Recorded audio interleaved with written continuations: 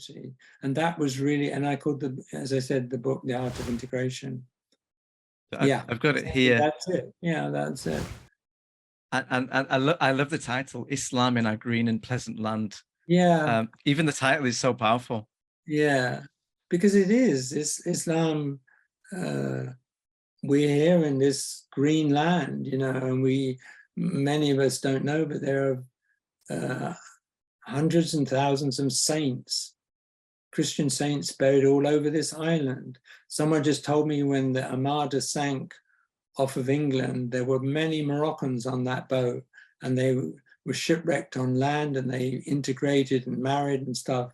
We do not know our history of Muslims in this country. We know a little bit of it, but it's been happening for a long time, and we need to discover it. This is part of our identity here. Mm-hmm. We have, you know, Abdullah Quillian Mosque in Liverpool, and very important. yeah, and there's a lot of work going on now to actually rediscover, and it is a matter of rediscovering, because it's there, and I think it has been recorded, and the Yahya Burtz, for example, and others, Ron Jeeves, have been working hard, particularly on this, and I think it's new to everyone. Yeah, and Lord Stanley, that's in the book, you know, he discovered this beautiful mosque that was established by St. Patrick when he was shipwrecked on Anglesey. And Lord Stanley, who was an aristocrat and who had accepted Islam and married a lady from Andalusia, he discovered the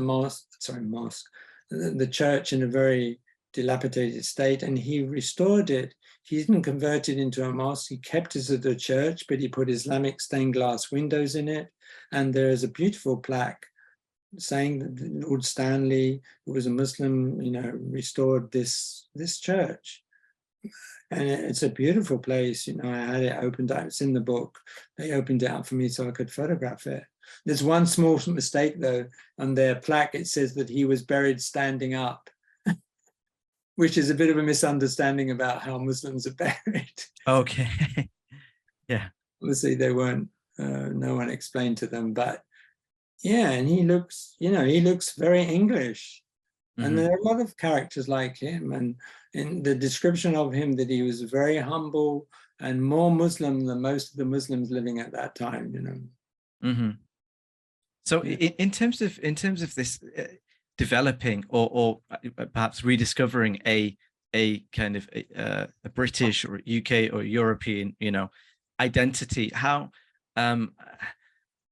much should that be not manufactured is the wrong word, but how does someone do that in a way that's natural and organic and doesn't feel reactionary or forced, for example? Yeah. I think each person has to find how they are. It's been my own personal journey. You know, I always, whenever I wore robes and turbans, I always felt like I was dressing up. It just didn't feel like me. So I have to be who I am, but try and be as good of a Muslim as I can, because I'm very aware that I, as an English person, and I don't tell a lot of some of my neighbors know now because I've been living here a long time, but I don't tell people. It's my own personal thing. I'm very English in that way. But, you know, we need to be Muslim in the way we behave. We need to not talk about peace. We should be peaceful people. We need to be generous people. We need to be kind, and we need to take care of our neighbors. And that's, you know, that's what we're told to do as Muslims living in societies. And if we're Muslims, we shouldn't behave badly. I mean, the worst thing is to say I'm a Muslim and then you're like, I don't know, playing loud noise music or upsetting the neighbors or leaving your car parked. You know, it's all these simple things that we sometimes forget. And it's just building that awareness of, okay, this is where I've been placed. What is my role? How do I serve the people around me to the best of my ability, you know? And that, I think that's it really. And then the rest is between you and God, really. Yeah. And these are universal principles, right? This is things that everyone would agree on. There's nothing quote unquote Muslim specific on these kinds of issues. Like anyone, you know, faith or without would agree on these principles, right? Yeah. I mentioned in the Art of Integration, there was a teacher from West Africa called Sheikh Ba.